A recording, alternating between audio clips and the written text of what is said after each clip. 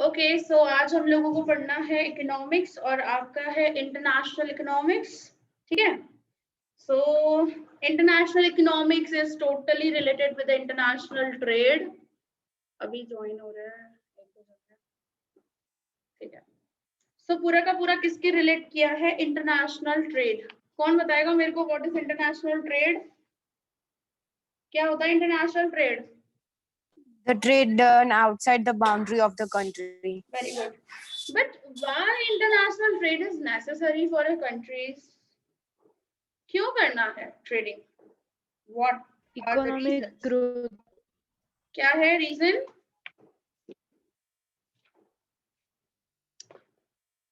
Growth, growth, development. और क्या हो सकता है ट्रेडिंग करने से? और क्या होगा बेनिफिट्स वगैरह? क्योंकि हम लोग उसी के ऊपर बात कर रहे हैं। रीजंस को क्या हो जाएगा? Harmony can be maintained. क्या बोल रहे हो? Harmony, harmony can be created between the countries, yes of course. और क्या हो सकता है? Cheaper goods. Very good, cheaper goods And also variety of goods. variety of the goods and all, yes of course, plus और कुछ? National income, increase in national income. yes very good because it reflects in the balance of payments, exports बढ़ जाएंगे, right? imports नहीं बढ़ने चाहिए, exports बढ़ने चाहिए। लेकिन कंट्री में तो क्या हो रहा है, हमारे imports ज्यादा होते जा रहे हैं, exports कम, है ना? वो तो बात की बात है, बट यहाँ पे पूरा इंटरनेशनल इकोनॉमिक्स के थ्रू बताया हुआ है। इंटरनेशनल ट्रेडिंग ही लिया है, बट वे कि भाई दो कंट्रीज कब ट्रेडिंग करेगी, फायदा कब होगा दो कंट्रीज को जब वो ट्रेडिंग कर रही है, ये सब चीजें यहाँ पे बताई है। तो आपके देखो चैप्टर 1 चैप्टर 2 आपका जो है वो थियोरी से रिलेटेड ही है। देखो फर्स्ट चैप्टर में भी इंटरनेशनल ट्रेड रिलेटेड थियोरी दी है और सेकंड यूनिट्स में terms of trade related meaning और उसकी थ्योरीज दी हुई है। ठीक है, तो यहाँ पे फर्स्ट वाला जो चैप्टर है ना आपका, उसके अंदर से पहले थोड़ा बहुत हम लोग इंपॉर्टेंस पढ़ लेंगे और फिर उसके अंदर से थ्योरी पढ़ेंगे हम लोग, पहले एडम स्मिथ की और रिकार्डो की। ठीक है, ये दो की हम लोगों को बाय हार्ट। रिकार्डियन थ्योरी हमेशा मोस्ट प्रोबेबली पूछी जाती है, तो ये एडम स्मिथ भी पढ़ेंगे। एडम स्मिथ पढ़ेंगे तो रिकार्डियन इजी हो जाएगी हमारे लिए। ठीक है, तो वो पूरा हम लोग कंसेप्ट वगैरह इसके अंदर का थियोरी क्या है वो पढ़ेंगे। फिर यूनिट 2 के अंदर जो इम्पोर्टेंट है ना वो फैक्टर्स है। एक तो factors affecting distribution of the gain from trade, एक वो पॉइंट इंपॉर्टेंट है। मिल्स थियोरी या मार्शल थियोरी, इन दोनों में से कोई एक आता ही आता है। ठीक है, या फिर फैक्टर्स आ जाएंगे। तो ये 3 क्वेश्चंस है जो सेकंड यूनिट के अंदर से इंपॉर्टेंट है, बाकी क्वेश्चंस है ही नहीं, बाकी कुछ इंपॉर्टेंट नहीं है।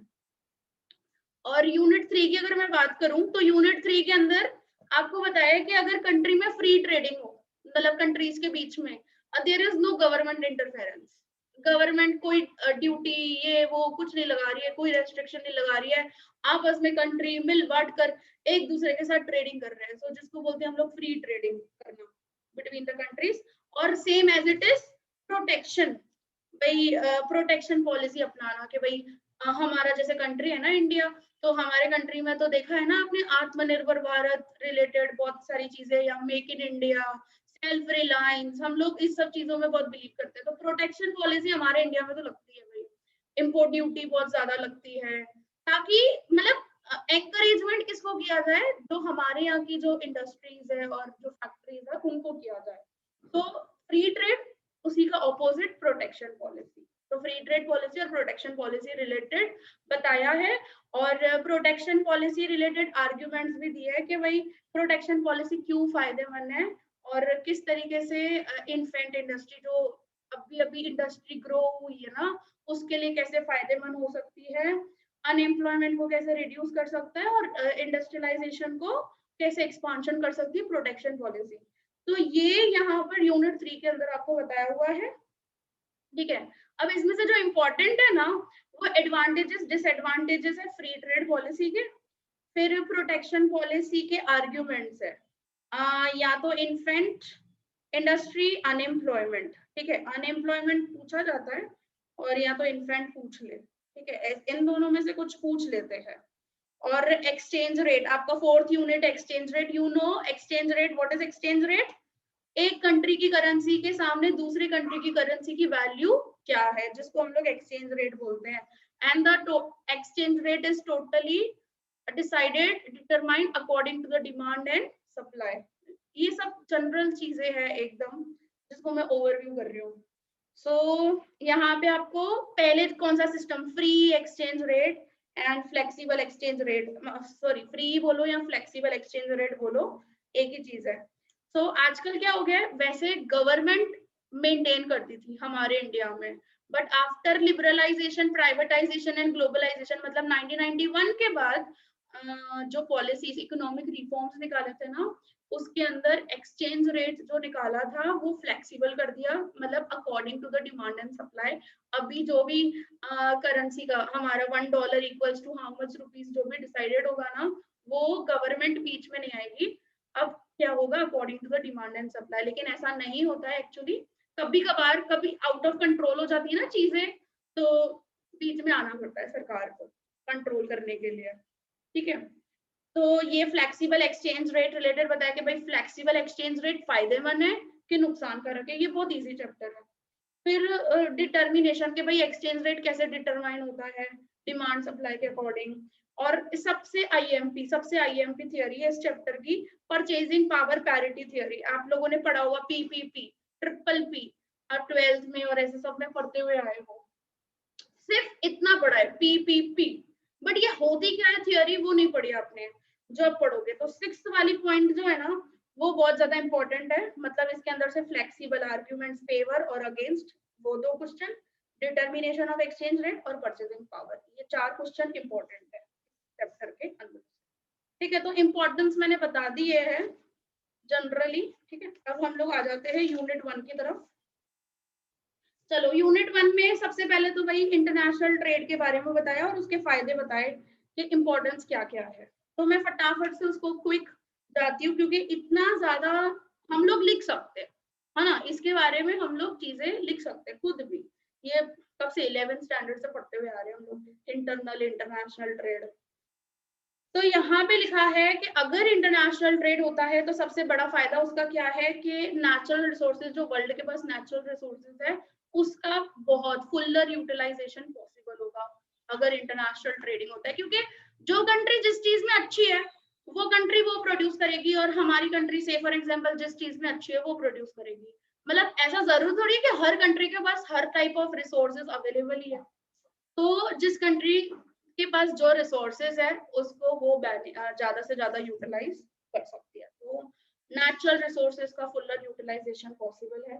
फिर cheaper goods, yes of course, क्योंकि जैसे फॉर एग्जांपल इंडिया में एग्रीकल्चर गुड्स ज्यादा अच्छे क्वांटिटी में या फिर चीपर गुड्स है हमारे यहाँ, तो हम लोग एक्सपोर्ट कर सकते हैं उस चीज को।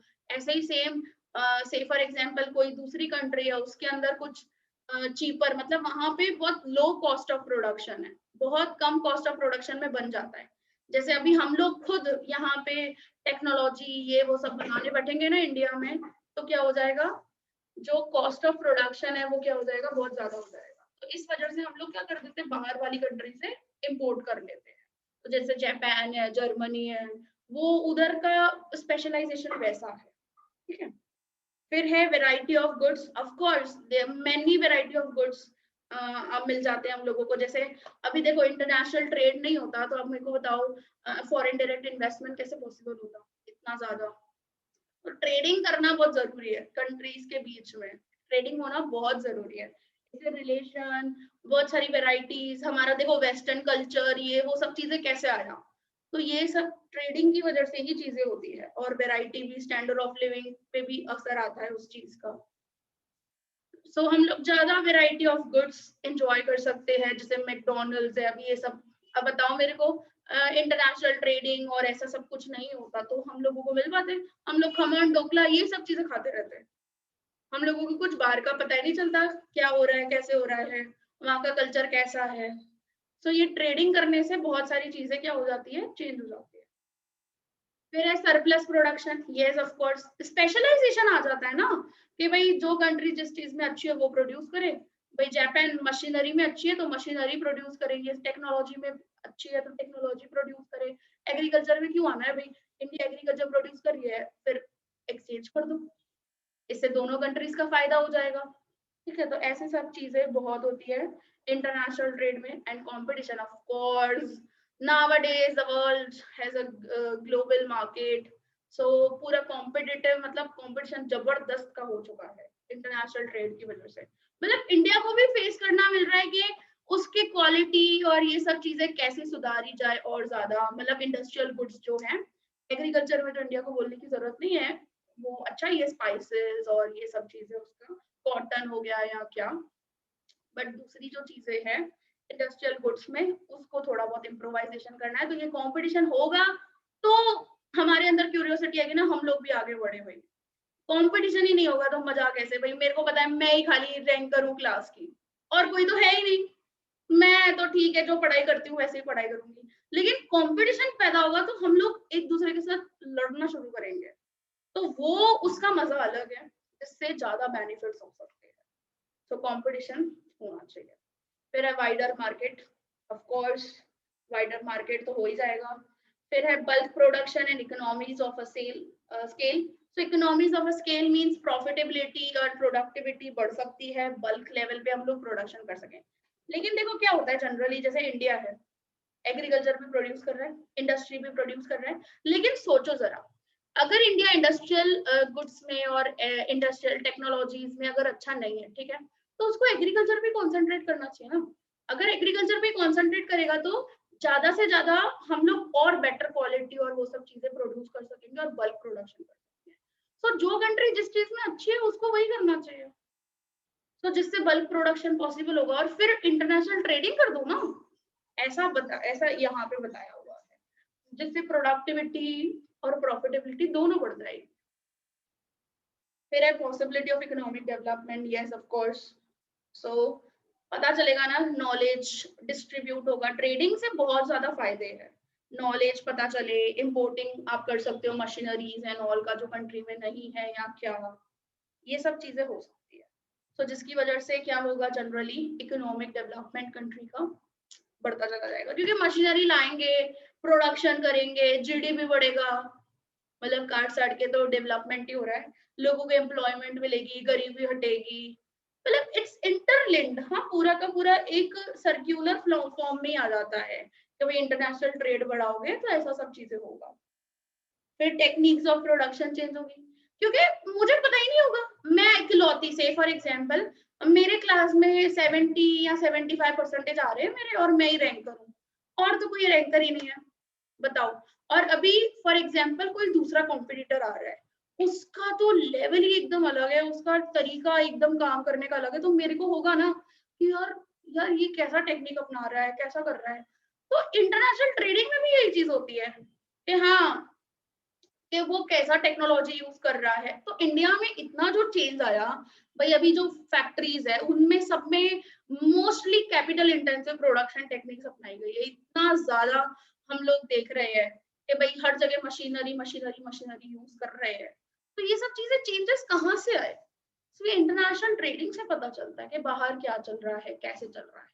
हमको पता चलता है ना बाजू वाले कंट्री में कैसा है, फिर दूसरे जो डेवलप कंट्रीज है उनमें कैसा चल रहा है, वो कौन से लेवल पर है, उनका कैसा स्टैंडर्ड ऑफ लिविंग है, उनका कैसा तरीका है प्रोडक्शन करने का। तो ये सब चीजें हम लोगों को इंटरनेशनल ट्रेड से ही पता। फिर नेशनल इनकम बढ़ेगी, हमारी जीडीपी पे तो असर आएगा ही आएगा। And international cooperation, of course दो कंट्रीज आपस में, भाई सीधी सी बात है। अब ये जो होता था हमारे कंट्री में, हमारे अहमदाबाद में अभी क्या बोलते हैं अपने अमेरिकन प्रेसिडेंट आया, तो ये सब चीजें क्या है, क्यों आ रहे हैं, क्यों एक दूसरे के साथ मिल रहे हैं, मोदी क्यों इनवाइट कर रहा है, ताकि हमारा इंटरनेशनल रिलेशन क्या हो सके, दूसरे कंट्रीज के साथ बॉन्ड बहुत अच्छा स्ट्रॉन्ग हो सके, ताकि कभी भी कोई वर्सेनिंग सिचुएशन हो जाए ना, तो कंट्री एक दूसरे को मदद करे, एक दूसरे को हेल्प करे। जैसे इंडिया ने काफी कितना हेल्प किया यूरोप का, क्योंकि आपको पता है यूरोप ऐसा है कि वहां पे पॉल्यूशन बिल्कुल नहीं चाहिए, तो वहां पे chemical based industries and all वहां पे इतनी थी नहीं, जिसकी वजह से वैक्सीन एंड ऑल का उनको थोड़ा इशू आ गया। तो इंडिया ने मदद किया ना, कब, क्यों? क्योंकि उनका रिलेशन, इंटरनेशनल रिलेशन जिससे स्ट्रॉन्ग होता है, ठीक है। और मोदी जी है वही गुजरात से ही है, हम लोग तो वही इसी में चीज में बिलीव करते हैं, अतिथि देवो भव भाई। तो जो भी गेस्ट आएगा उनको, और हम लोग सामने, हमारा कल्चर ऐसा है ना इंडिया का, हम पीछे नहीं हटेंगे इस सब चीजों में। सो इंटरनेशनल कोऑपरेशन बढ़ेगा इंटरनेशनल ट्रेडिंग करने से, more employment can create and cultural relations improve, you know, every मतलब आप देख लो, every festival of India is actually celebrated in USA, Canada, सब जगह सेलिब्रेट करते हैं वो लोग भी, दिवाली हो, होली हो, कुछ भी हो, वो लोग भी सेलिब्रेट करते हैं और हम लोग भी सेलिब्रेट करते हैं। हम लोग तो पता नहीं साल में कितनी बार न्यू ईयर सेलिब्रेट करते हैं, दिवाली में सेलिब्रेट करेंगे, फिर दिसंबर एंड में सेलिब्रेट करेंगे, फिर से पता नहीं कितने सारे न्यू ईयर सेलिब्रेट करते हैं। तो ये अलग अलग लोगों के क्यों सेलिब्रेट करें? क्रिसमस हम लोग सेलिब्रेट करते हैं, भाई हम लोग भी चर्च में जाते हैं। अरे हम लोग इंडियन, भले ठीक है क्रिश्चियन नहीं है, हम लोग हिंदू है, तो भी हम लोग सब करते हैं। ये सब चीजें क्यों है? बिकॉज डाइवर्सिटी है ना इतना, कल्चरल रिलेशंस एंड ऑल बहुत ज्यादा। फिर पॉवर्टी रिड्यूस हो सकती है जितना इंटरनेशनल ट्रेडिंग होगा, and necessary for the developed and developing countries. Developing countries के लिए तो बहुत जरूरी है इंटरनेशनल ट्रेड करना। अगर इंटरनेशनल ट्रेड करेगा नहीं तो बढ़ेगा कैसे आगे? तो उसको तो इम्पोर्ट करना ही पड़ेगा, टेक्नोलॉजीज वगैरह सब कुछ, तो ही तो कुछ प्रोडक्शन, नया टेक्निक, ये वो सब कुछ अपना सकेगा ना, अदरवाइज तो कैसे अपनाएगा बताओ। और डेवलप कंट्रीज के लिए क्यों जरूरी है? क्योंकि डेवलप कंट्रीज इतनी मेहनत कर रही है, इतना नया नया चीज लेकर आ रही है, तो वो बेचेगी किसको? डेवलपिंग को ना। तो दोनों के लिए जरूरी है इंटरनेशनल ट्रेड करना, ठीक है। सो यहाँ पे आपके पास 15 इंपॉर्टेंस है। आप देखो, आपका तो आता है 10 मार्क का आई थिंक आएगा आपका क्वेश्चन, तो आप एटलीस्ट 7 to 8 लिख कर आओगे, दैट्स इनफ एक्चुअली, ठीक है।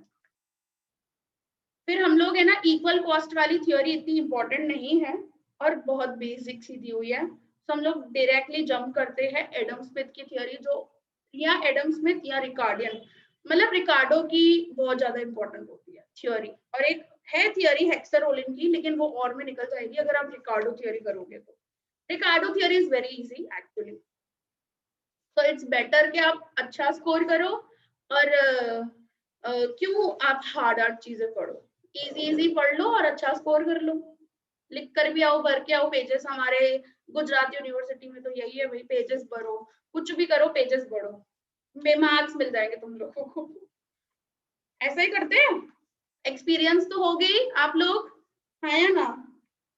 पेजेस तो पढ़ने ही पड़ते हैं हमको, यस और नो? बढ़ते हो पेजेस? Yes, ma'am. भरने ही पड़े। अगर ऐसे सीबीएसई जैसा लिख कर आए ना हम लोग, 5 मार्क में 5 पॉइंट्स, 10 मार्क में 10 पॉइंट्स, हो गया वही खत्म, एक पेज के अंदर, 1.5 पेज के अंदर आंसर, मार्क्स ही नहीं मिलेगी अपने को, 2 मार्क मिलके छोड़ देंगे वो लोग। हम लोगों को तो वही लिखते रहना है कंटिन्यूस। चलो ठीक है, अभी आ जाते हैं हम लोग एडम स्मिथ की एब्सोल्यूट कॉस्ट एडवांटेज थ्योरी में। आपके 17 तारीख से है ना एग्जाम्स? यार टाइम बहुत, Yes, ma'am. ठीक है। पहला इकोनॉमिक्स आ जाता है यार, देखती हूँ मैं, अगर कुछ होगा ना तो मैं इकोनॉमिक्स पहले ले लूंगी, फिर मैनेजमेंट लूंगी, कोई नहीं। चलो, Adam Smith absolute cost advantage theory, बड़ी इजी थ्योरी है, थोड़ा सा हम लोग लिख के इसको चीज को समझेंगे। हाँ देखो, अब यहाँ पे जो एडम स्मिथ है, you know Adam Smith is the father of economics, तो उसको फादर ऑफ इकोनॉमिक्स बोला जाता है। अभी यहाँ पे चीज क्या लिखी है, अब ये थ्योरी है, ठीक है। अब इकोनॉमिक्स के अंदर जो भी थ्योरी होती है ना, वो कभी भी प्रैक्टिकल नहीं होती। हाँ, मतलब बताया जाता है कि ऐसा हो सकता है, because it's a theory and economics से रिलेटेड है, और इकोनॉमिकल कभी भी कोई चीज सेम नहीं रहती है, अप डाउनिंग चलता रहता है ये सब चीजें। तो हम लोगों को कुछ अजम्पशंस लेने पड़ते हैं, और उस अजम्पशंस के लिमिट में ही हम लोगों को एक थियोरी एस्टैब्लिश करनी पड़ती है, राइट। इकोनॉमिक्स के अंदर ऐसा ही होता है। तो जो भी प्रोफेसर होगा ना, वो प्रोफेसर क्या करेगा, पर्टिकुलर एजम्पशंस देगा, इंट्रोडक्शन थोड़ा बहुत उसके बारे में आएगा कि क्या है वो थियोरी और कब एस्टैब्लिश हुई या क्या, और फिर अजम्पशंस आएंगे, और अजम्पशंस के बाद उसका कुछ टेबल होगा या फिर ग्राफ वगैरह होगा, और उस ग्राफ को एक्सप्लेन करो, टेबल को एक्सप्लेन करो, खत्म हो गया आपका आंसर। थियोरी के अंदर तो यही होता है, लास्ट में आप अपना कंक्लूजन लिख सकते हो। तो ये पैटर्न है थ्योरी लिखने का, ठीक है। तो Adam Smith absolute cost advantage theory. अब एडम स्मिथ यहाँ पे क्या बोलते हैं कि दो देशों को कैसे फायदा हो सकता है इंटरनेशनल ट्रेड से जब गवर्नमेंट नहीं हो।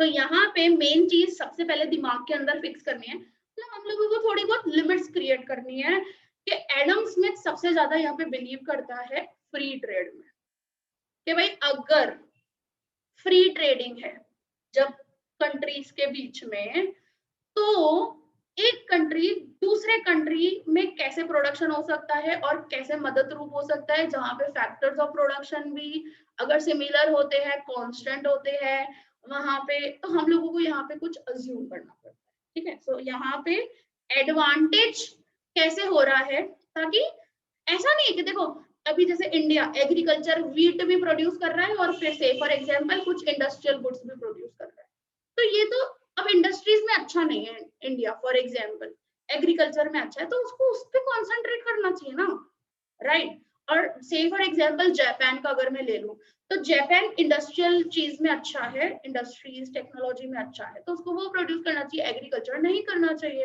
राइट।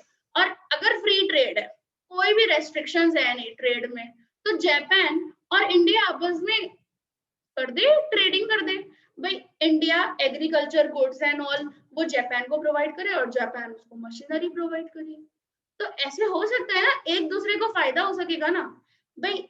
फॉर एग्जांपल इकोनॉमिक्स भी मैं पढ़ा रही हूँ, मैनेजमेंट भी मैं पढ़ा रही हूँ, सब चीजें मैं पढ़ा रही हूँ, ठीक है ऐसा। बट अगर मैं एक ही चीज के ऊपर कॉन्सेंट्रेट करूंगी तो मेरा उसमें स्पेशलाइजेशन होगा, राइट।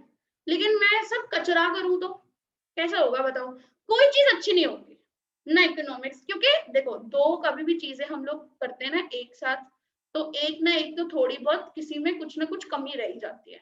तो यहाँ पे भी वही चीज बताई है कि दो कंट्रीज अगर ट्रेड करती है तो फायदा कैसे होता है उन लोगों को, कॉस्टिंग कैसे कम हो सकती है, प्रोडक्शन कैसे, जो कॉस्ट ऑफ प्रोडक्शन है वो कैसे कम हो सकता है। सो एडम स्मिथ ने भी यहाँ पे वही चीज बताई है, ठीक है। तो सबसे पहले यहाँ पे हम लोग हेडिंग डाल दें absolute cost advantage theory by Adam Smith. और दिखाई दे रहा है, एक सेकेंड,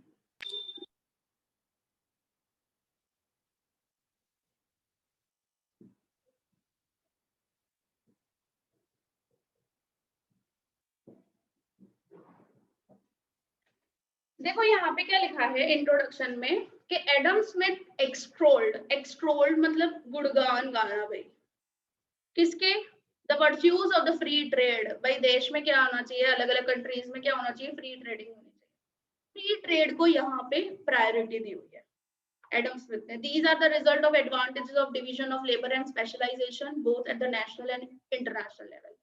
अगर फ्री ट्रेड होता है कंट्रीज में तो क्या होगा, हर कोई स्पेशलाइजेशन पे काम करेगा, क्योंकि उसी अकॉर्डिंग डिवाइड किया जाएगा ना सारे work and all. So the division of labour at the international level requires the existence of the absolute differences in the cost. Every country should specialize in the production of that commodity which it can produce more cheaply than other and exchange it for the commodity which cost less in other countries। सीधी सी बात है ना यार, अभी India agriculture में अच्छा है for example, और वहां पे जो कॉस्ट ऑफ प्रोडक्शन भी हो रही है वो बहुत कम हो रही है, और इंडस्ट्रीज अगर कुछ भी काम कर रहे हैं ना, इंडस्ट्रियल टेक्नोलॉजी अगर ग्रो कर रहा है तो वहां पे कॉस्ट ऑफ प्रोडक्शन बढ़ जा रही है। तो एक लॉजिक दिमाग लगाना है अपने को कि क्या प्रोड्यूस करना चाहिए इंडिया को, अब प्रोडक्शन कॉस्ट भी कम हो और अच्छा भी हो, क्योंकि इंडिया उस चीज में, इंडिया के जो लेबर्स है उस चीज में अच्छे हैं, तो इंडिया को वही प्रोड्यूस करना चाहिए ना। और जापान में उल्टा हो जाएगा, तो जिससे क्या होगा, प्रोडक्शन भी बढ़ जाएगा और एक दूसरे के साथ एक्सचेंज भी हो जाएगा, ठीक है। तो वही चीज यहाँ पे बता रहे हैं कि every country should specialise in production of that commodity which cost less in their other countries. अब जैसे फॉर एग्जांपल कॉस्टलेस मतलब यहाँ पे क्या बताया, अब मेरे को बोलते अकाउंट्स पढ़ा लो, अब पढ़ा तो लेंगे लेकिन यार जो लेवल आएगा हमारा, जो दूसरे अकाउंटिंग फैकल्टीज होते हैं या क्या, मे भी ऐसा लेवल नहीं आए, ऐसा हो सकता है ना, because I am specialised in economics and management. तो ऐसा हो सकता है कि उसमें से फॉर एग्जांपल नहीं आए उतना जितना होना चाहिए, जितना दूसरे अकाउंटिंग फैकल्टीज उसके ऊपर काम करेंगे, उसको समझाएंगे, मे भी ऐसा हो सकता है नहीं। और वही सेम अकाउंटिंग फैकल्टीज ऐसा हो सकता है वो इकोनॉमिक्स और वो इतना नहीं करवा पाए या कुछ नहीं कर पाए, हो सकता है ना ये सब चीजों में स्पेशलाइजेशन।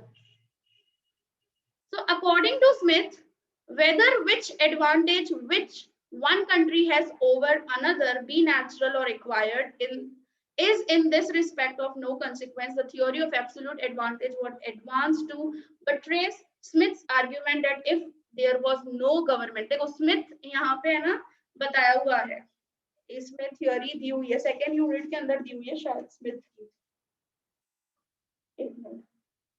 नहीं स्मिथ की थियोरी नहीं दी आप लोगों को, वो दूसरे में आएगी। तो स्मिथ इज ऑल्सो एक्चुअली, हाँ सॉरी एडम स्मिथ के बारे में बात कर रहे हैं, मैंने समझा कोई और स्मिथ।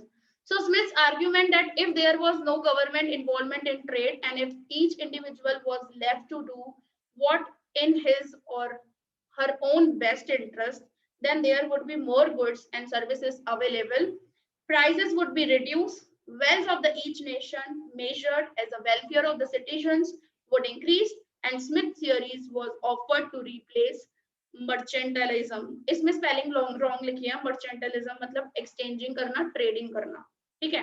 सो ये वाला जो पैराग्राफ है ना वो थ्योरी के बारे में बताया है कि थ्योरी क्या है, ठीक है। अगर हर कोई कंट्री अपने जिस चीज में स्पेशलाइज है अगर वो करेगी प्रोड्यूस, तो सिंपल सी बात है कि वहां का वेल्थ, वहां का वेलफेयर, वहां का कॉस्ट क्या होगी, कम होगी, वेलफेयर और ये सब चीजें क्या हो जाएगी, इंक्रीज हो जाएगी, और फिर वो एक्सचेंज कर दे, प्राइजेस कम हो जाएंगे, ठीक है। तो ये स्मिथ की थ्योरी है। और यहाँ पे अजम्पशन दिए हुए हैं। तो अजम्पशन यहाँ पे क्या है भाई,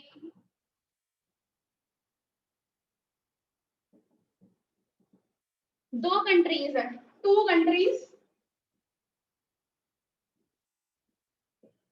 ऐसा हम लोगों को अज्यूम करके चलना है कि पूरे वर्ल्ड में दो कंट्रीज है और वो दो कमोडिटीज ही प्रोड्यूस कर रही है, ठीक है। यहाँ पे कोई भी, यहाँ पे आपको एग्जांपल दिया हुआ है राइस और व्हीट का, ठीक है, बट हम लोग तो ले सकते हैं कोई भी कमोडिटीज। तो दो कंट्री है, दो कमोडिटीज ही प्रोड्यूस कर रही है। फिर बोला है एफिशिएंसी, मतलब हर कंट्री उस चीज में पर्टिकुलर एफिशिएंट है। तो नेक्स्ट आ जाता है एफिशिएंसी, ऑब्जेक्टिव। फिर आपको बताया है जीरो ट्रांसपोर्टेशन कॉस्ट, क्योंकि फ्री ट्रेडिंग है, यहाँ पे कोई ट्रांसपोर्टेशन कॉस्ट नहीं हो रहा है, ऐसा बताया, अज्यूम किया, ठीक है। प्रैक्टिकल केस में ऐसा नहीं होता, जीरो ट्रांसपोर्टेशन कॉस्ट।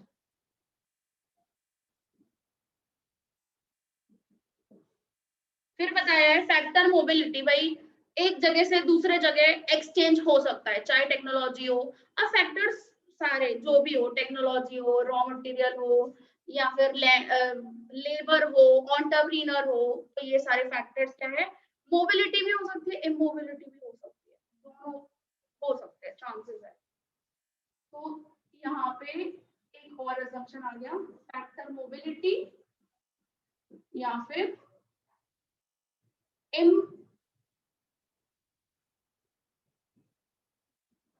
मोबिलिटी। फिर फुल एम्प्लॉयमेंट, जबकि कभी भी प्रैक्टिकल लाइफ में ऐसा नहीं होगा।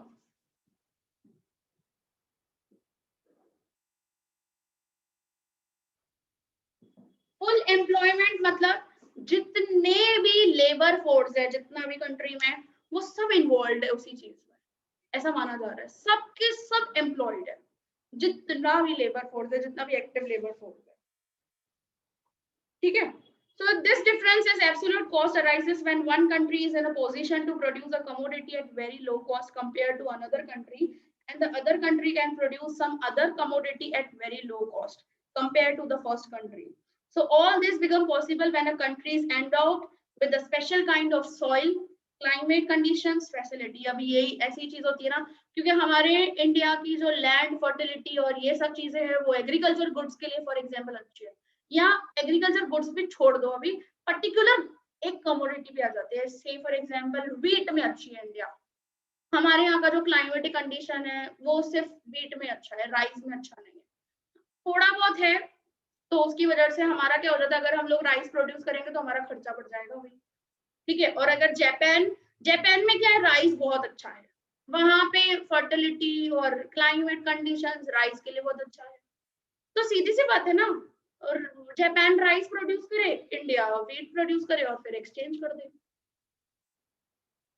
So यहाँ पे क्या लिखा है, consequently a country specialized in a production of a particular commodity and exports it to the other countries and imports another commodity from another country and export it to the in which the later specializes, it is further elucidated with the help of the following table। तो यहाँ पे आपको table दी है नीचे, यहाँ पे भी एक assumption डाला है कि एक दिन का प्रोडक्शन बता रहे हैं एक लेबर का, ठीक है, और यहाँ पे जो लेबर है ना वो स्किल्ड लेबर्स है, हम ऐसा मान रहे हैं हम लोग, और उनका प्रोडक्शन के भाई कितना वो प्रोडक्शन कर रहे हैं।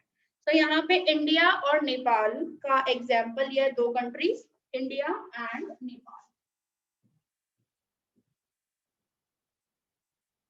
ठीक है, दो कंट्रीज है, और दो कंट्रीज में यहाँ पे बताया है कि प्रोडक्शन बिफोर इंटरनेशनल ट्रेड, अगर इंटरनेशनल ट्रेड नहीं हो रहा है तो प्रोडक्शन का क्या है सीन, राइस और व्हीट, दो प्रोडक्ट्स लिए हैं, राइस व्हीट, ठीक है।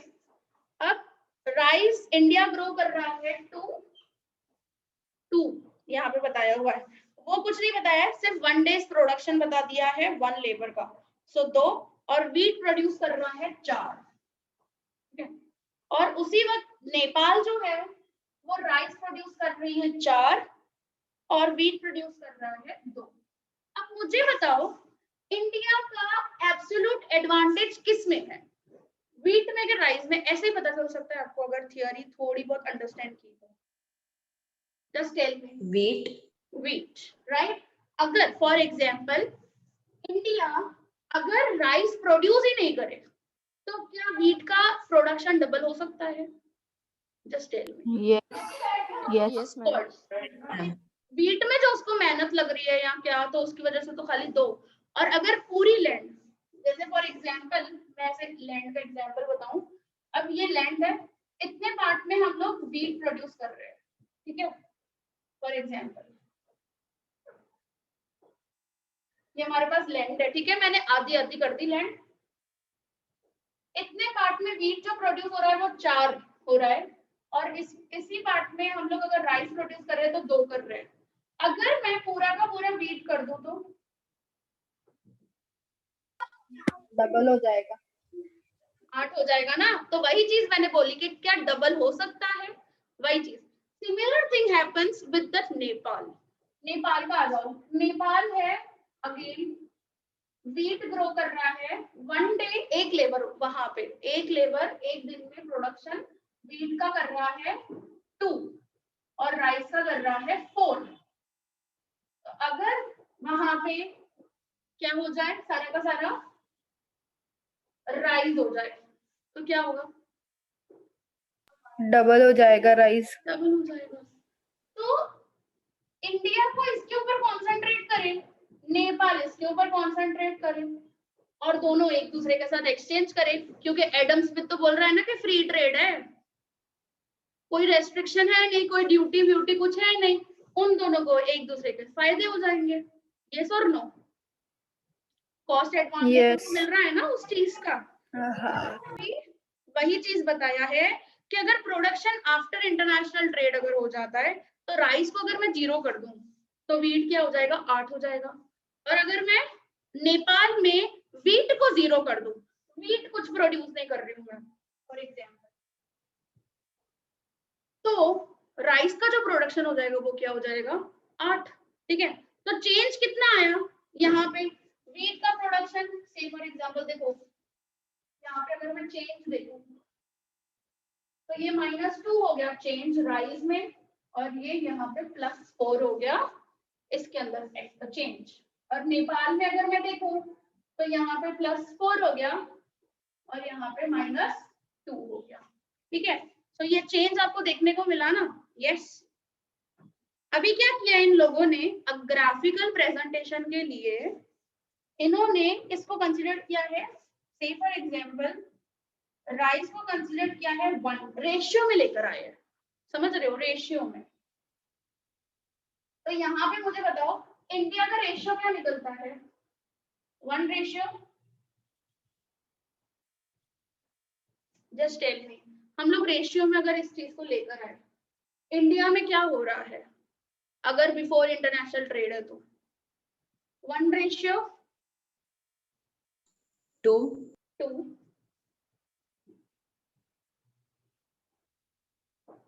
एक मिनट हो, this is rice, this is wheat, और ये बात हो रही है इंडिया की। ठीक है, और नेपाल की बात करो, नेपाल को इक्वल्स टू राइस जो 4 है ना वो इक्वल्स टू 1 लेकर आए, क्योंकि राइस को हम लोग 1 में ही गिन रहे हैं।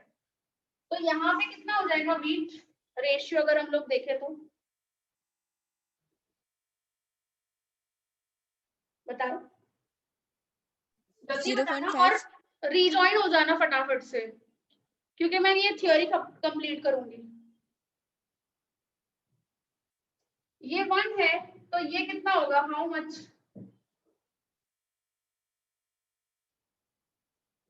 0.5 समझे? तो अब जो ग्राफ बनेगा ना वो इस चीज का बनेगा हमारा।